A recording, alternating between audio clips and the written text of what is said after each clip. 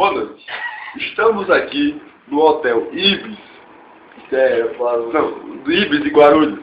Nós saímos direto do Mercury Hotel, um hotel 5 estrelas, show de bola, fuderoso. Estamos aqui nessa espelunca, jantando jurupinga, quer dizer, resto de jurupinga com paçoca, que foi fornecido pelo pessoal de Rio de Janeiro. Isso aqui foi pelo pessoal de São Paulo. Mas para você ver, com a breve vista rapidamente aqui o resto do nosso jantar, dá para ver doadas pelo Mercury Hotel.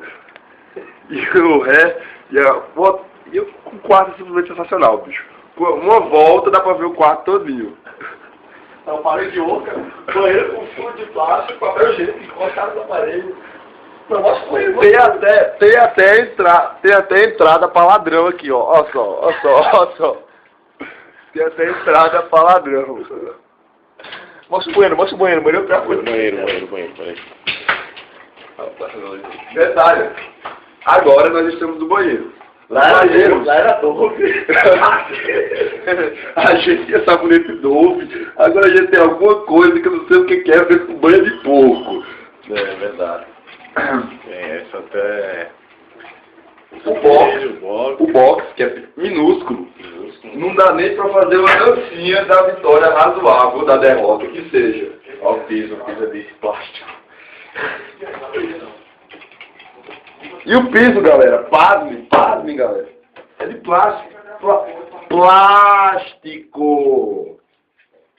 Ó. Meu pé tá sujo pra caralho. Puta que pariu, que pé foi já, porra. Pronto, limpou. Pronto, aqui, estamos vendo aqui a vista panorâmica. Os caras colocaram atrás da porta uma cadeira, mas aí quando abre a porta, o cara não pode sentar porque fica atrás da cadeira. É foda. Não tem nem sistema de segurança pra você lacrar, logicamente tem que fazer isso. A velha... Não. Pegar de segurança. A cadeira, não. A cadeira era confortável, agora tem madeira. Madeira com a pintura mal feita pra caralho, dá pra ver a cor original da madeira, vocês estão percebendo. O guarda-roupa fica mostra a roupa, você pode levar poeira, tá vendo? E o frigobar. O frigobar é simplesmente sensacional.